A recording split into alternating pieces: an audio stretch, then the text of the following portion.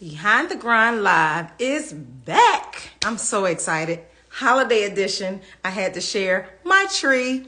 So let me do a little bit of housekeeping like I always do. And while we get our guests in the house, I am now putting her link up. Let me try that. Oh yeah, I got it. Pin comment. Got it on the first try. Hello, Aaliyah. Hello, Dominique. Hey, guys. Welcome in. Welcome in. I am excited to be back. Oh, my goodness. So I haven't forgotten about you guys. We were just on a little hiatus only because if you really go back to all of the Behind the Grind lives, you'll find that we only get the conversations that's going to help to add to, bring value to you and your business as entrepreneurs. Like I have a heart for entrepreneurs. I love entrepreneurs. Hey, Crown. I love entrepreneurs and I just love seeing them succeed and seeing them win. And the guest that I have tonight, y'all, she have the exact same heart. Like to me, she's a major superstar. She has come from Hollywood creating story brands for businesses because people think honestly that you could just jump out, do a business and people are going to come and flock to whatever you're offering. But if you don't have a good, solid story behind what your brand is, you'll be a fad that just come and go. But if you want a solid business that stand, you want to build a brand story. Cynthia is that person that has all of the nuts and the bolts that go to building a solid brand, having a story with your brand that makes you really solid in the market.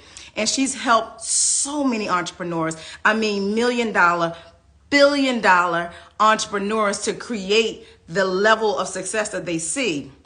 So why not pick her brain? So if you're on this live and you're joining us, she's here to share so much of her knowledge and she's going to answer any question that you have. So I will say, come on in, relax, kick back. Usually I have coffee, but I have my eggnog in my wine glass so that we can really just kick back and just ask our questions, grow together, and just really, really pick Cynthia's brain because I'm telling you, she is phenomenal. Thank you guys for joining. I love you so much, but I'm going to go ahead and get Cynthia on in here. Let me see if I can find her. Yep, here we go. Because I like to waste a second trying to just talk because you see my passion. Now I want you to see the passion of Cynthia when she comes in. And I have Hey, Cynthia, how are you? I'm good. I was like, wow, that introduction. No, so I completely feel like that. I'm always so blessed. I'm blessed that we are friends, truly friends. It's not one of those things where it's like, oh, she's in the same industry, so I think I'll support her. It's like we love each other, y'all. We are friends, and I'm really grateful for that. And so likewise. I only bring anybody on Behind the Grind Live that have that heart to help other entrepreneurs and help other people. And from the second we met, Cynthia, that has always been you. Oh, true. That has always been you. If it's not helping someone, it's not fulfilling me. If I don't feel like I'm helping someone, it doesn't feed me, So that's what makes it all worth it, Absolutely, sure. Absolutely. And so, guys, in the pinned comments, you'll see Cynthia's website. You can go on there and book a call with her, and she'll answer even more questions for you so that she can just pretty much see where your business is. We use each other to sharpen each other, just kind of like iron sharpens iron. She helped to answer my questions. Can you grab my glasses just in case I need them? I'm just going to shout out. So, Erica, do you know who just joined this live? Greg Reed. Greg Reed saw me at the last event. He's a best-selling author, producer, everything. He saw me at one of our last events, and he just came up to me. He's like, "You have a great vibe." And I just want to, and it's rare, right? It's rare because everyone sees you're kind of helping and organizing with the event. And Erica, you and I talk about this all the time. We do so much work on ourselves that we don't feel any type of way when people assume certain things about us because we know that we know who we are. So I didn't feel any type of way, but it did mean a lot to me that Greg came up to me and just went, "You have a great vibe." So he just joined this live. I'm not sure if he's still here. I just want to say thank you so much for joining this live, Greg. You know how much I appreciate you. Thank you. Thank you, Greg. So maybe we have to get Greg back. Maybe Greg will be our first guy on Behind the Grind Live. Right. Maybe we'll see. Yes. So Yeah. Cynthia, one of the things that I like, and I'm just going to dive right in because I don't want to waste your time because I know how valuable, your time is. And Erica Thomas is on here. She's one of my really good friends, and she is a Georgia State representative. I mean, that girl has been doing some work on making sure that people got out and voted today. So hopefully everybody got out and voted today. Go, Erica. Yes, that's my girl. So yeah, but Cynthia, one of the things that I absolutely love about what you do is you are bringing everything that you have, like all of your experience from Hollywood and how to create, good stories and how to pull in, your viewers, your customers, your clients, and solidify your brand through telling stories. We always thought that was just for movies or for videos, or, I never ever thought that your brand had to have a significant, unique story. So like that was something that I found that was so unique in the offering that you have. Can you tell me what is so important about merging a story with a brand? Woo! I could talk all day about that. So I'll try to start from the beginning. I don't know where I got this insight, but I must have been at about 15, 16 when I just thought about, like, there's a story behind everything. There's a story behind everything, from like a sheet of paper. The paper came from trees, and then it went through a process, and then it became paper. To plastic, there's a process, and then it became plastic, right? And I just had that insight very early on in life. And then I happened to have a set of skills that allowed me to work in industries like Hollywood, Nollywood, back from Nigeria, where I'm originally from, and then Hollywood. And when I worked in Hollywood, I did mostly adventure reality type TV series. And anyone who knows anything about reality TVs knows it's like, you got to be a storyteller on steroids because you're basically making it up as you go, right? So I learned that. And then, so the importance of storytelling, think about it. Back to the prehistoric ages, right? There was story. Back to, when you think about, the paintings on the walls, if you study, Western history and philosophy and all that, right? The paintings on the walls, there was story. In fact, I created this thing back in Nigeria. It was like a mini music festival called Okanga Live. And the concept behind Okanga Live was, even in Nigeria, pre-colonial times in Africa, there was something called the Egwanwa. And it was like a once in a month during the new moon thing where people would gather and tell stories. So storytelling is timeless. Technologies change, tactics change, but storytelling is embedded almost into the human experience. And so we live in a day and age where people have gotten so tired of being sold to. In fact, when you look back at the history of content strategy, most people don't know this, but content strategy became a thing as a way for people to bypass that selling fatigue, right? Because we're living the age where, you had your infomercials and it was just like, like, buy from me. And due to the digital revolution, people had to find better ways, more subtle ways to reach out to their audiences, right? And so story is the thing that I say, like, it hits the audience where people can escape in the emotions. They can escape you in the emotions, right? And it's a way to, and I feel on some level, I'm still exploring this even as I speak right now, but I feel like story is even more ethical. I feel like there's some morality and ethic behind story where it's like, oh, I'm not just trying to sell you something. There are stories of how this has helped other people. There are stories behind how this has helped me. There are lifestyles that this supports, and I'm just trying to get you to see how this can help you rather than just sell you something. You know what I mean? So I can't overstate the power of storytelling and how much more effective it makes your content, marketing. Like I said, it hits your audience where they can't escape. It hits them in the emotion. So. And that's really like, because, my whole niche is the psychology of why people buy. And that's really the exact same thing. You hit people where that authentic emotion can connect. If somebody can connect authentically through an emotional level to your brand, your product, or your service, they don't feel sold to. They actually feel like they're joining somebody that is aligned with how they think, what they feel, how they believe, whatever space of the emotional level that they connect is where they feel like they're now making the conscious choice to buy, and not somebody that, wait, did I just buy this? Did I really need that? They have more of a powerful connection. And Erica said storytelling is powerful. It's so true. So Exactly. here's my question, Cynthia.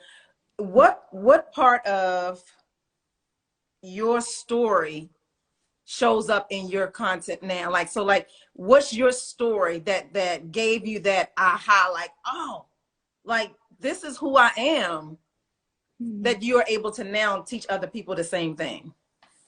So I would say, and this differs from person to person, right? Full Mm-hmm. disclosure, there are tools that you use to identify the stories that are most related to what you do. I have it in a quote somewhere, excuse me. I have it in a quote somewhere that the more you tell stories that are related to your offer, that you increase the likelihood that that offer will connect, or you increase the likelihood that you would actually convert with with your offer.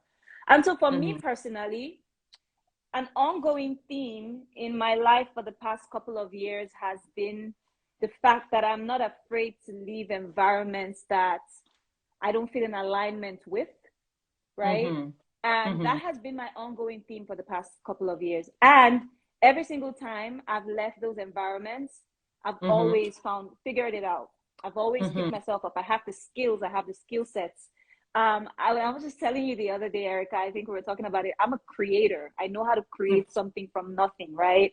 And so Mm-hmm. for me personally, if you're asking that question personally, and then if anyone else wants to know how they can find the stories that are most related to what they do as well, feel free to reach out to me with the link pinned up there. But for me Mm-hmm. personally, that has been the ongoing theme in my story, where I sometimes happen to find myself in situations that are not really in alignment with who I am, and Mm-hmm. in other, because I don't want to compromise myself. I don't want to compromise myself. I'm able to leave those situations and build something for myself, and I'm not afraid to leave those situations. And so what I Mm-hmm. do these days is I help people build their businesses, right? Using storytelling, using those experiences. So for me, the most recent one I can think of is the Hollywood experience, right? So I had a Mm-hmm. certain set of skills. I sing, I dance, I act. And so I thought naturally that Hollywood was the way to tap into those skills. And then I just found that that wasn't in alignment with who I was, right? And so Mm-hmm. my story is that I moved out to Atlanta about 2 to 3 years ago, and then just picked up again. And then over the pandemic, I was able to grow my Instagram page just by telling my story, right? So again, storytelling. I was just sharing my Mm-hmm. story, sharing my expertise on a daily basis, and I challenged myself to do that for 100 days without pausing. So one post a day Wow. without pausing. And by the end of that Wow. 100 days, I'd grown my page to over 10,000 followers. And it's funny, What? I In was, 100 days? yep. By the end of the 100 days, I'd grown my page from Wow. zero to over 10,000 followers. And it's funny because I Wow. was scrambling, because I was getting the following, but I didn't even have an offer, right? I didn't even have an offer. So what I did, I remember on that journey, one of the things I did was I just put up a discovery link up there. So, hey, discovery calls, book a discovery call. And I Mm-hmm. realized that within like 2 months, I booked over 100 discovery calls. And then I was like, oh, maybe this is not the way to do it, because that was taking a lot of my time, right? Right. But through those discovery calls, I was able to lock in my first clients. Mm-hmm. A lady, a very accomplished lady. She owns this, um, well recognized brand used by celebrities, and I helped her build her personal brand. I used my methods for her, and she saw growth too in like a month. In a month, her Mm-hmm. page went viral. And Mm-hmm. then so she hired me to work on her company as well. And then in like 1 to 2 months, her company page went viral, right? And they were able to replicate results over a year of consulting with them.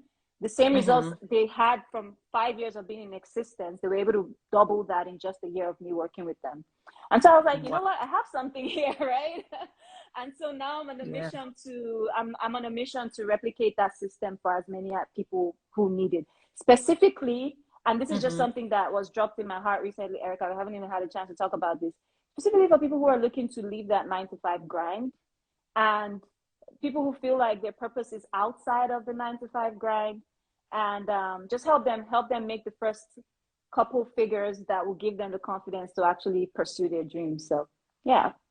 Absolutely. So I have been binging on Miles Monroe. And Oh yeah. Miles Monroe is a pastor that, you know, preached a while back, and unfortunately him and his wife passed away in a plane crash. But I am binging on all of his teaching as if like he is standing in front of me, right? And I almost get a little sad that he's not here anymore, because I would love to know how he would see present time stuff that had happened, right? But that's exactly what he was talking about in one of the messages that I was listening to. Like, we were all created with a specific gift, you know, and it's not that you have to leave a 9 to 5 to find it, but while you're there, find out what those skills or those things are that will contribute to the thing that you were sent here to do. Right. Yes. And so for your heart to be behind the person that want to leave that 9 to 5, because a lot of times it's the fear of the 9 to 5 and entrepreneur life. That is like, we know entrepreneur life is a whole faith life. Like, like you have to be in it to win it, and not get shattered by the no's and the not a lot of money coming in right away. Like, you have to really be in it to win it. And so to be able to transition people from 9 to 5 to entrepreneurship, there's that in between, helping them to get past that fear. Oh yeah. So it's all up here. What is it that you do to help, or how can you speak to them now that's probably thinking, yeah, I want to leave that 9 to 5. Like, how do they make that leap? Well, I'm a testament to the fact that you can do whatever you want, right? Erica and I talk about it. So I was like literally after I left your salon last time, I went back home and I journaled, because I was so inspired, and it usually happens during our conversations. Wow. I was just so inspired by all the possibility out there. There's so much possibility out there. And I feel like we limit ourselves, right? We limit ourselves, and because of, I guess, you know, sometimes a scarcity mindset, we limit what's possible. We limit the idea of what's possible for us. I've been listening to someone else called Dan Kennedy, and Dan Kennedy goes, there's way too much ways to make money in this world to be stuck doing what you don't like. And I was like, that's true, right? That's true. Right. Especially for people who have worked in a 9 to 5 setting. You have a skill that you are being paid for. That's why you have that job, right? And so all you need to do is figure out how that skill can help other people, figure out who that skill can help, put a figure on that skill, figure out how you want to package that skill. Is it through consultancy? Is it through coaching? Is it through, you know, courses that live somewhere? Figure out how you want to use that skill. And then and then the next thing you need to do is put marketing behind it. These are all steps that I'm able to help out with. Right? Yeah. These are all steps that I'm able to help out with. And like I said, I'm a testament to the fact that it can be done. I've done it several times. You know, several times it's been done. I'm in the process of doing it right now. You know, like I've done it so many times that I know it's not impossible. Yeah. And as long as you have people around you who can help you create, then you can also, because sometimes, like even me, for instance, I'm okay. So like, even as we're speaking right now, because sometimes the thing is, sometimes you even know what you want to do, right? But sometimes you're too close to the situation to see it clearly, right? Yeah. So think about, if you're reading a book and you put it too close to you, probably your vision is going to be blurred, right? And that's how we are as it pertains to what we do. Sometimes we're too close to the situation to see it clearly. And it's always helpful to have that third eye or that second eye to help you see things a bit more objectively and help you map out a way forward. So and like, because I've been binging Miles Monroe, you're probably gonna hear me quote so many things that he says, but something that you said just made me think of it. He said, you are not poor. You need to think. You need to think. Think of every way that it's like that you have expertise, you have a gift, you have, like, my sister is one that I can use this to kind of bring it out. She had gone through a health challenge, and she's used to working. She's always used to provide a 9 to 5, sometimes 9 to 11 or 12, like, you know, like hard working, right? And she had a health challenge and she couldn't work anymore. And she was depressed and she was all upset and like, how am I gonna, you know, be able to still care for myself and care for my family? I'm like, because she's a mother of 6 children. Every tool that you use to raise 6 children by yourself, let's pull out the gems in that and then create your own business. You don't have to go and ask anybody else for a job. You have enough experience. Like, what is in your house? What do you have to work with right now? And one of the things we realized is that she was an amazing organizer. You know, she always kept things on track. She was very structured. She had extreme administrative skills, right? Because she did it for major corporations for all of the time that she worked. So now do it for yourself. And we just created her own business as a virtual assistant, and she's doing the exact same thing that she was doing, making sure her kids were all in line, making sure everybody's shoes was lined up, lunches lined up. Like, she's doing it now for businesses.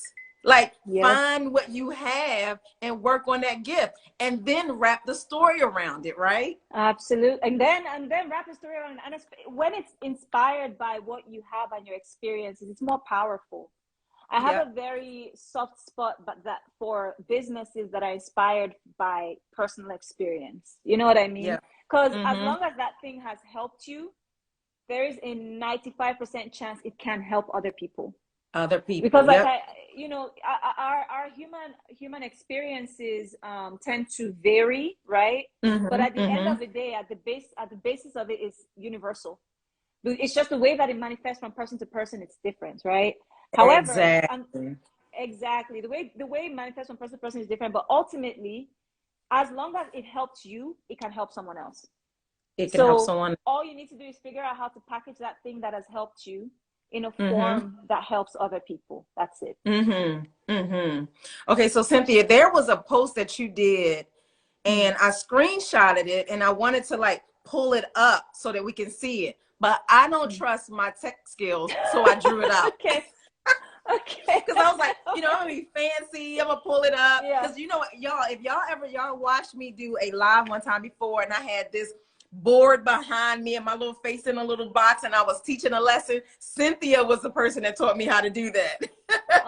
So Cynthia, like, you had say that again. The slides, right? The slides, like the Instagram slides. Nice. Yes. So something that you were talking about was the storytelling arc, right? Yes. Can we go through this arc for everybody? Okay. So I'm gonna have to see the arc. I'm trying to figure out the quickest way I can see it too. I'm gonna read it out so you'll know where you were. So it's objective, objective, problem. What? There we go. So what? Now what? And the big idea. I'm ready. Okay. So pretty much to prepare your to work on your storytelling arc. Now, full disclosure, there's a process that leads to the storytelling arc, right? Let's start there. So you don't just get to the storytelling arc without working through a process first, right? This is just one piece of an entire system that helps you figure out what stories you should be telling consistently about your offer. So the first one is the objective, and that's pretty much what is the goal of what I do and what questions does it aim to answer for the people it helps, right? So figure that out. Again, like I said, full disclosure, there's a whole process to helping you figure that out. And then the second part of the arc is the problem or the pain point. What are the things that keep the people I can help with this up at night, right? So in my case, a few of the things I can keep people, I know the pain of living beyond, under your potential. So I can connect with people on a psychographic level and understand their pain of living underneath their potential. So I can figure out what are the things that are worrying them at night. What are the things that are keeping up at night? What are the things that are making them unhappy at night, right?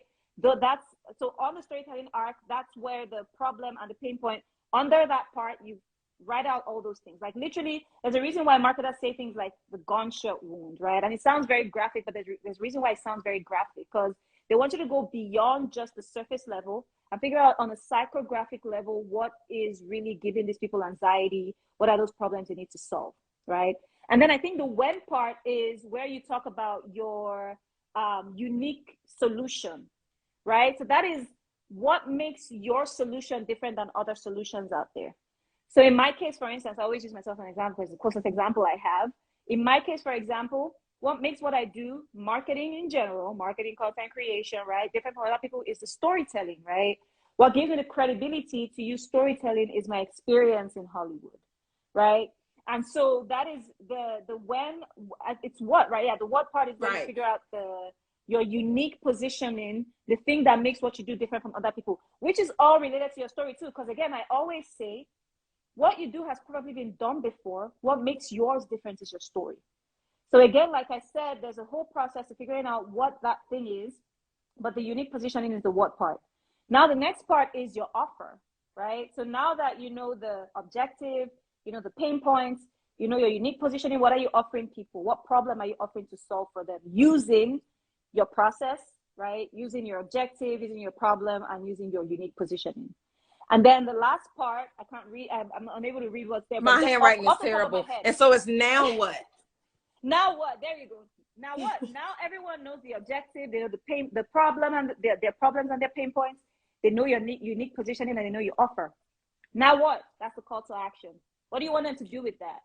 Right? Do you want them to Yep. follow you? Do you want them to book a call with you? Are you going to help them solve that problem? Whatever that call to action is for you in that season, that's where the now what falls in. So again, if you would And I like to like how hear you more, have the big idea, because right in here where it's the objective and then the now what, it's the steps. What is the process that you're going to take to get them through from their pain to exactly. now the solution, right? Absolutely, absolutely, absolutely. So yeah, what's the process you're gonna to what's the process with which you get them from the objective that you aim to solve and to the final bit, which is the call to action. So yeah, I I love know that. off the top of my head now. I've gone through this process with so many clients, just like Cynthia, this was like, this art was like, that was genius, because if you're yeah. trying to, I know for me as a business coach and me helping other clients, when I try to get them to understand, like, what is your pain point? What is your unique proposition? Like, where do you stand in the market? They are like, huh? I just want to sell jewelry. Like, Yeah. There's no, a like, story behind the jury. it's a There's a story story behind behind it. You got to find everything. that story. Exactly. And Yeah. when you get to that story, you get to the emotion, and the sales is like easy. You don't feel like a Absolutely. sleazy salesperson trying to grapple for different techniques and different campaigns, just being authentic with that story. Like every brand that you can think of that you absolutely love, it always has a story. Even the story that is probably not unique to them, but they pull you in with a story. Like I think about Target. Target doesn't have like a story behind how it was formed, but it's like, you Mm. know, it's like that mom that goes in and she want to feel like she's out shopping, but she's still, you know, saving money because it's still set up like a Walmart kind of feel, but it's still Yep. more on a higher end. You get nicer Mm. things. You know, it's always a story that goes with every brand. Yep. And you bring up a good point too, because stories evolve, right? Stories Mm-hmm. evolve. And so if you look at, again, going back to different brands, if you look at different brands and over time, look at Coca-Cola, Mm-hmm. for instance, the stories around Coca-Cola have evolved, you know, for like over time Mm-hmm. since its inception. So you don't have to feel caught to one story or stuck to one story, because stories evolve as the business, as the brand owner, as the times evolve as well. So Right, right. yeah. So what when they call you now, so like if somebody go Mm-hmm. ahead and go to your link and they want to set up a call with you, what are Mm-hmm. some of the things that you found, like some of the most common questions or mistakes that you found Hmm. entrepreneurs are making in that aspect of their content and their storytelling, so that when they get on a call with you, they'll know how to pose that question? The most common mistake I've seen, and it's not just small business owners, it's big brands too, make is they oversell and they over talk about themselves. At the end Themselves. of the day, they talk about themselves too much, or they focus on themselves too much. Now, if you're talking about yourself to give someone as an example of how your experience can help them, that's different. But I've Mm-hmm. noticed, so, and product based brands are very guilty of this. So you go to the regular page of an Instagram product based brand, and what do you see? Pictures of the products, pictures of products, pictures of products. Honestly, nobody cares. Nobody cares about the product. They care about the results that the product can give them. Right. Nobody cares about the product. They care about the lifestyle the product can afford them. And so I have a very clear example of this. One of my first clients. So one of the first things we did was we went in there, and again, we were making the same mistake that most business owners make, and just putting out pictures of their products. And it was resonating, but only minimally, right? And so what we did was we uncovered the stories, the lifestyle that the product supports, the stories behind the product. And we started to push the stories behind the product out there. And that was the brand that, you know, like we doubled their following. So like in like 5 years of owning the business, I have like 50K followers. In 1 year of working with them, they grew beyond 100,000, right? So they doubled their following, doubled their sales too, right? Because with eyeballs and with an audience, your sales increase as well. So that's the most common mistake I see most people make, is they focus on themselves too much as opposed to who they exist to help, right? I tell people I work with sometimes, your content isn't for you. It's for the people you're there to help. And so when you see it like that, when you view your content through that through that lens, or when you view your marketing through that lens, it's easy for you. So every time you ask yourself the question, how is this helping the people that I'm here to serve? Yeah. Right? That's the easiest way to surmount that. Every single time you come across a piece of content, how is this helping the people that I'm here to serve? Even if I'm telling a story about myself, how is it helping the people I'm here to serve? You know? Absolutely. So, And I've had clients that are realtors, housekeeping services, stylists, barbers, brand, like product brands and all of that. And like everybody want to come out with, well, I sell houses. Everybody should want to do it. Or I sell this or I sell that. Like Beth Defines Beauty, I'm so happy you're here because I was going to use her as an example. Beth Defines Beauty has an amazing product line that really, really works, right? Because it's a lot of lines out that they just, you know, slap their label on, but it's really just them wanting to put a product out. But she really put like really good work into her product, and it works. And as she and I were working together, one of the things that I told her, like, okay, everybody has products and everybody says that it works, right? But her story was the thing that really perked me up. Like, she's from, remind me, Beth, put that in the chat. Is it Jamaica? I know she's from an island that, while she was telling, because I asked her, why did she want to do a product? And she said when she moved to the States, she started using the products that was on the shelves here. But then she started remembering all the things that her grandmother taught her, from the fruit and the herbs and stuff from the trees that her grandmother grew in her backyard. So instead of her, you know, sticking to the products that she was buying off the shelves in the States, she decided to just go ahead and go back to her roots and pull these herbs and the fruit and everything that was in it that helped her hair to flourish, put that back in her product. I said, that's the story of your brand.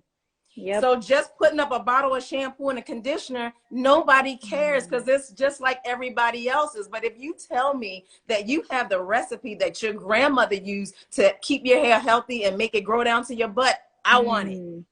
That is awesome. And that was the conversation that she and I had. And Beth, you can put that in the chat. Like, that was like the main thing. I really wanted her to like really like honor that story and bring that as a part of her brand. That's awesome. That's been the hardest part. Story too. And another thing story does that people don't realize is it gives you more credibility too, right? Because it's one thing to say, do this because I said so, which is something everyone else can Google. And it's another thing to say, do it because I did it and it worked for me, you know? So that's another benefit of story. So like, again, just hearing you tell that story, that just transformed my opinion, my emotional reaction to the brand, right? Because everyone understands there's one thing your mom taught you, or there's one thing your grandmother taught you. Most of us can relate with that, or some you know, maternal figure in your life taught you somewhere. So already you have my attention when you tell me that. And then when you tell me the rest of the story, that gives you the credibility. I can't overstate how important that is for a brand. Absolutely. Absolutely. So Cynthia, what are some of the right now tips that they could use in their content and posting? Like, one of the things I'm definitely going to try now, and I probably can't do 100 days, but I'm going to try to commit to a consistent amount of time of posting, because, Yeah. you know, life just happens and you start getting busy Yeah. and all of that stuff. So like that's the one tip that I'm going to take away with and Yeah. showing up. The second tip that I'm going to take away with is making sure that every time I'm about to post content, it's not for me, it's for the people that I'm helping. Absolutely. So, like, what is Absolutely. another tip that they can use in their social media marketing that will help them to garner that attention? The landscape, as we know, is very competitive right now. Mm-hmm. As you know, and I like there's something Gary Vee says about this comment. He said, at every point in time, people have always thought the landscape was competitive, but there are always people growing, even in that season, right? And there's something that they're doing to continue to grow their businesses through social media and content. The best tip Mm-hmm. I can give you right now, because reach is so down on Instagram, is something that I tell even business owners, right? It applies to business too. If you want reach, reach out, right? Mm-hmm. So you don't sit in your house and expect clients to come to you. You do certain things to attract those clients. It's the same way even with your social media. You don't just stay in your little page, your little world, your little echo chamber, and Mm-hmm. expect people to come to you. Reach out within communities where your target audience is hanging out, right? Mm-hmm. So Mm-hmm. research some of those communities. And when I say communities, I mean like other people's pages, right? It's called, some people call it bootstrapping other people's audiences, right? Mm-hmm. Other people's pages, like go to like bigger pages where, so for instance, if you serve women and you help them with their mental health, for instance, go to Mm-hmm. pages where women who are conscious about their mental health are hanging out, right? Become a Mm-hmm. presence within those communities by leaving thoughtful comments, by interacting with other people within those communities, like Facebook groups, right? Interacting with other Mm-hmm. people within those communities. And that gives you visibility that you can then convert to visibility for your page and your profile and all that stuff as well. That's one of the best advice. And it's an advice I'm giving myself too, because I'm like, oh yeah, I don't Mm-hmm. have time anymore. I can't, Mm-hmm. But I have to Yeah. remember that, right? I have to find these communities and make myself a presence within these communities, and gain visibility. And usually the way that works is if your content is valuable, then you're more likely to convert people, the eyeballs that land Mm-hmm. on your page. So yeah, that's it. So, and I love that you said that, but can we give them an example of what that looks like? Because, like, what she's not telling you to do is to find somebody else and then start posting your stuff on their page. No, don't do that. Yeah, Yeah, you have yeah. to engage, right? Yes, yes. So it's just like, so the way that I do it, and I'll give you specific examples, is I contribute to those community with my thought leadership, right? So I'm not Right. going there and saying, hey, look at me, I sell this, I sell that. That's just rude. Don't do that. You wouldn't. I always say, Exactly. if you wouldn't do it in real life, don't do it. You wouldn't walk into someone's shop in real life or store and go, Yeah. hey, here's my product, buy from me, right? Right. Don't do it on in online spaces either. So but what Mm-hmm. you do is you contribute your thought leadership to those spaces, right? So in that way, everyone's winning. You're contributing your thought leadership to the owner of the page, and you're Mm-hmm. contributing your thought leadership to the people who are going to interact with that comment on the page as well. So contribute your Mm-hmm. thought leadership to them, interact with them. I always beg people to, when you're bootstrapping other people's audiences or reaching out to people in other communities, always make sure you're leaving value. Always make sure you're leaving thoughtful comments. Again, for me, it's an ethical thing too. Again, right? I just make sure I'm Mm-hmm. leaving value, right? Make sure that I'm Mm-hmm. really paying attention to whatever content piece is in question, thinking about my response to that question and leaving a valuable response to it. So it's not just, hey, Mm-hmm. I just want people to come here, but there's an exchange of value pretty much when you do that. So um, Yeah. I hope that makes sense. Hey, Brandon, another friend of mine's here. Hey, Brandon, how's it going? Good to see you. I'm supposed to be on a live with him tomorrow. I can't remember. I'll check my calendar. It's somewhere in my calendar. But good to see you. Thanks for joining us. Let me know so I can join you guys. I can listen in. Okay, we'll do. We'll do. So He's yeah, like, let's that get it. that that is vital. That is vital to, because Yeah. to your point, we do get a little. Oh, he said tomorrow, so I'll be Tomorrow, yeah. checking in tomorrow. Yeah, okay, awesome. Yeah, but he's We he's awesome. Yeah, we do kind of get into our brains that our little ecosystem that we're creating from our page, that if people Mm, aren't coming, then our business isn't working. It's like reach out, reach out. be. be a part of community, because community is really what sells. Oh It's yeah. really Oh what yeah. sells, right?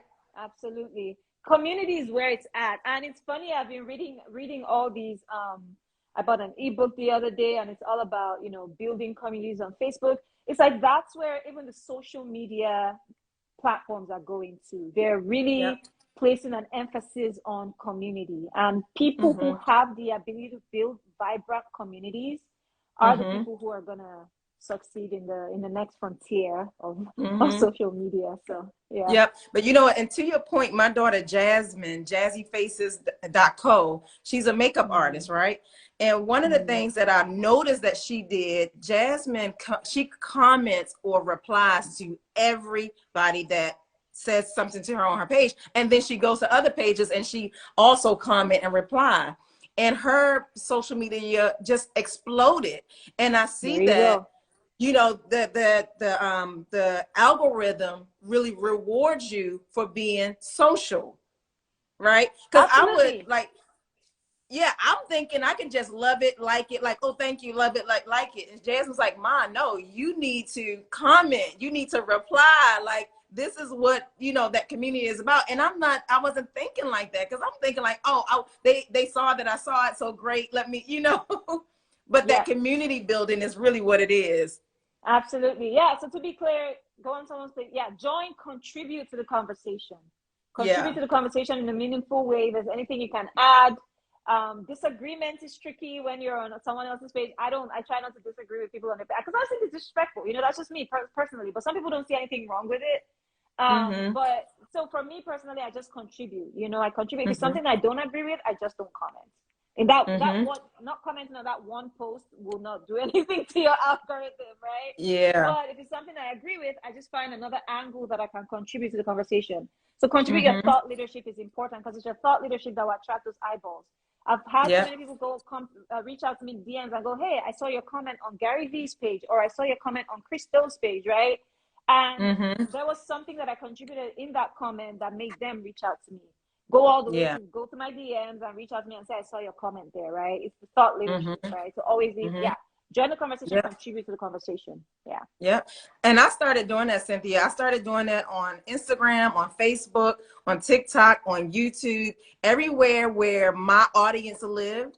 To your Mm-hmm. point, I would go into like a conversation of, like, let's just say I'm on YouTube because I love YouTube. So I'm on YouTube, but I'm watching somebody that's talking about sales.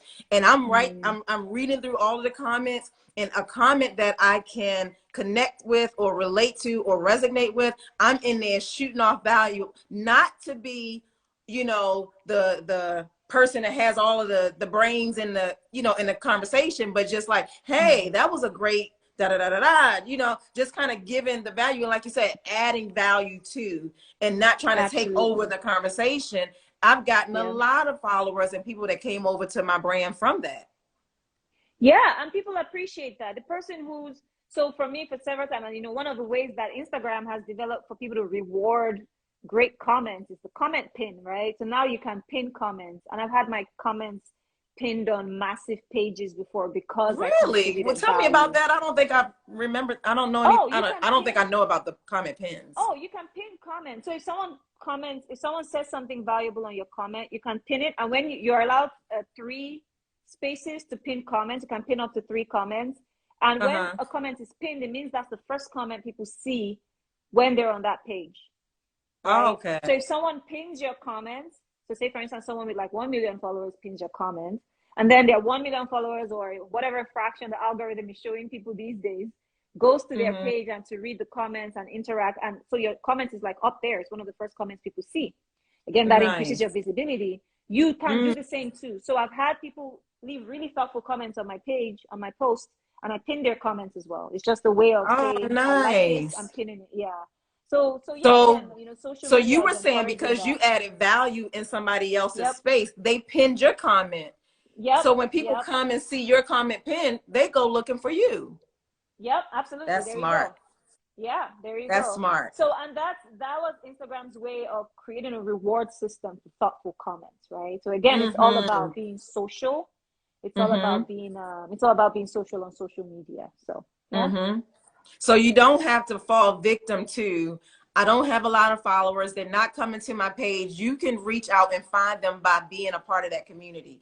One of the Absolutely. things that I like to always just kind of drive in is don't allow social media to be your only source of communication. Like grab a CRM system, something that works for you, and collect emails. Like you Yeah. need to have a way to really be able to directly reach out to the people that is connected with you. Would you agree? Yeah. I agree, and you know there's so many theories as to why that's important. One of them is the thought that the idea that we don't own the social media platforms, right? So you don't Mm-hmm. necessarily own the followers and all that stuff. Anything can happen to Instagram tomorrow, and you know Yeah. whatever. Yeah. Thanos from the Avengers might just poof like half of Instagram tomorrow. What anything can happen. That Mm-hmm. said, though, Erica, I could also argue that you don't own your emails either, right? Think about it, right? It's owned by Google, it's Mm. owned by MailChimp, it's owned by, think about it. So while I Yeah. do agree, I feel like on some level, that thought school of thought comes from a place of, how do I put it? Intelligent fear. Let me just put it that way. Like Mm. it's smart Okay. fear, but it's fear Mm-hmm. regardless. It's like, oh yeah, what if Okay. something happens? So it's like it could happen to my emails too. You don't own the software that you use to gather This those is true. emails, do you? Right? So, Mm-hmm. but generally, I do agree with that. I agree with people. Now, I wouldn't make that a hindrance to my Mm-hmm. doing anything where it comes to social media. Because again, like I've said, I've had so many conversions without a mailing list, just from social media. Just put up a Mm-hmm. Calendly link up there, and people Mm-hmm. book calls, and I've had my conversions that way. The reason Mm-hmm. why the kind of nurturing Erica is talking about outside of social media is important is that it feels more personal sometimes too, because you know social media Mm-hmm. is like a public domain, but if someone gives you their email address, you know that's a different kind of exchange altogether, right? So it Right. feels more personal sometimes. So yes, I do advocate for it, but I try Mm-hmm. to approach that advocacy for it from a place of not from a place of fear, as opposed to you know Mm-hmm. I just approach it just like okay, it's just one other thing that I should use, rather Mm-hmm. than most of Mm-hmm. the schools of thought that say, oh, social media isn't yours, do email instead. I'm like, email isn't yours either, if we're being real. But but yeah, those are my thoughts. Those are my thoughts on that. Yeah. Yeah. Okay, Cynthia. So I don't want to hold you much longer, and I'm so grateful for the time that you have given us, like, and have given us so many good nuggets. And Mm, but I don't want to leave without you being able to tell everybody, like, when they book a call with you, what is it that mm, they can expect? How should they mm, come? mm. Like, is it a question and answer session? Like, Yeah. what is it that they can expect when they come in with you? And then how do you help them to, like, build up their story brand or brand story? So with that link that's up there right now, there's several stages, right? So it's like I said when Erica put up that diagram, there's several stages. With that link right now, it's just a get to know you call, right? So I Mm-hmm. don't just start having conversations with people about their businesses if I don't know that I can even help them with their businesses, right? So one of the first Mm-hmm. things I like to do is just have a conversation with you, figure out what you do, where you're from, what your goals are, and see it as an alignment, right? Again, Mm-hmm. for me, it's an ethical thing as a business owner. I don't try to sell people things they don't need. I'm very, very, very, very Yeah. mindful of that when I have Yeah. conversations with people. Mm-hmm. And then if I do feel like you need it, then I feel like I have a moral obligation to get you to get what you need to get to the next level. So the first Mm-hmm. call is just a conversation. You know, we just chat. It's a 15-minute call. I think that's the one I have on my website right now. And after that, Mm-hmm. if there's an alignment, there's a longer call I call the marketing clarity conversation. And in the marketing Mm-hmm. clarity conversation, that's when we have like a more in-depth conversation. And the goal of that conversation is to see where there are gaps in your business, to see where there Mm-hmm. are marketing content gaps in your business. Like I always say, if you don't have a robust marketing or content strategy, you're leaving money on the table. It's that simple, right? Or if Mm-hmm. you're okay with leaving money on the table, that's a different conversation, right? But if you do want to build and close all those gaps, then we can have a conversation about that. So that's Yeah. step two, and that's where we have a conversation about your marketing gaps, and then we'll see if there's a way for me to come in there and help you close those gaps. So Mm-hmm. yeah, Mm-hmm. that's it. Yeah. So guys, if you really are serious about growing your business, I would say go ahead and book that call. with Cynthia, because like you see, she has a heart for entrepreneurs. She's not someone that's just going to like take advantage of, you know, you or your time. Like, she don't want to waste her time. She's not going to waste yours. And you'll get that valuable information, you know, that's going to help you build your brand. I've been Absolutely. blessed to be able to watch Cynthia through, you know, through her process of helping other entrepreneurs, because we bounce ideas off of each other, we problem solve with each other, and some of the clients that she's helped to scale their business blows my mind. And then to know that you can do it in such an authentic way, you know, that just It's a takes so much blessing. pressure off of trying to like pretend and be like, you can truly be authentic and love what you do. Yep. Val says Value, she I needs always, your information. Hmm? oh, she can feel free to DM me. If there's anyone who needs my information, just feel free to DM me right now and I'll send you whatever you need. We'll have a conversation. Thank you. You rock too. Um, value cannot be faked. You know what I mean? You could fake everything else, you can't fake value. And that's why I put value at the front of everything I do. I try to put that at the forefront of everything I do. And if I can't, if I feel like I can't give you value, again, it's an ethical and moral obligation on my part. I let you know. Yeah. I've been on on calls with people where I just go, you know what, you're doing a course with Tony Robbins right now. Focus on that. You know, like I literally encourage them, Yeah. like focus on that. Like when you're done Yeah. with that, then we can have a conversation. You know, Yeah. so yeah. But Yeah. anyone on here who wants to have a conversation with me, feel free to DM me and we'll talk. We'll have a conversation. Yeah. And of course, again, something I heard Miles Monroe say, Yeah. and something that I clearly see that you do in your life that I really love you and appreciate you for, is you don't chase the money. Your Hmm. focus is always on your purpose. And Girl, that's yes. why you are successful. That's In what's behind your grind. Absolutely. In fact, I will say there are situations where I've been in a position to make lots of money, but the purpose wasn't in that situation, and I've turned my back on them. And Erica is very familiar with this right now. Yep, Erica is very familiar with my stories. There are situations where like I've had the opportunity to make lots of money, but there wasn't purpose in it, and I've walked away from those situations because for me, money should be a byproduct of the value I put into the world, Absolutely. and that to me is like, for people who believe in God, it's God given money. It's a reward for the value you put into the world. So Yes. versus just greed, you know. And So the blessings of the Lord adds no yeah, sorrow. absolutely, That's absolutely. it. So Well, yeah, Cynthia, thank you so much. I love you thank you. dearly. I'm so excited that we finally got a chance to do this, because we've been trying to put our schedules together for a long Yep, time.